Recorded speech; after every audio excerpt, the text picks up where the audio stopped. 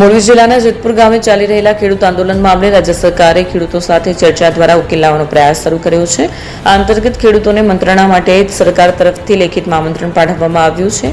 આ અંગે મોરબી જિલ્લાના કલેક્ટર સ્વપ્નિલ ખરેએ પત્રકાર પરિષદ યોજી માહિતી આપી. જણાવ્યું કે સરકાર ખેડૂતોની રજૂઆતો સાંભળવા અને પ્રશ્નોના નિરાકરણ માટે સંવાદના માર્ગે આગળ વધવા ઈચ્છે છે. આ માટે ખેડૂતોને સત્તાવાર રીતે ચર્ચા માટે આમંત્રણ આપવામાં આવ્યું છે. હવે ખેડૂતો સરકારના આમંત્રણને સ્વીકારીને મંત્રણામાં ભાગ લે છે કે નહીં તેના પર સૌની નજર મંડાયેલી છે.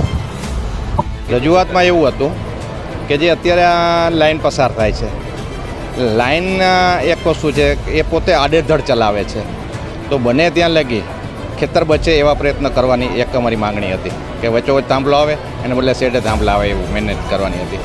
બીજા નંબરમાં જે વળતર છે એ ખૂબ ઓછું આપે છે, એટલે વળતર વધારવા માટેની અમારી એક ખાસ એને આગ્રહ હતો.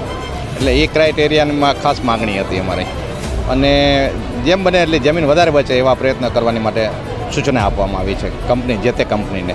એમાં સરકારે તો છે ને જે તાર જે પસાર થાય છે એની અંદર અમને ન્યાય મળે છે અમારી માગણી મુજબનો, અને જે થાંભલા ઊભા થાય છે એમાંય અમને માગણી મુજબનો ન્યાય મળશે જ, એમાં પ્રોમિસ છે સરકારશ્રીનો.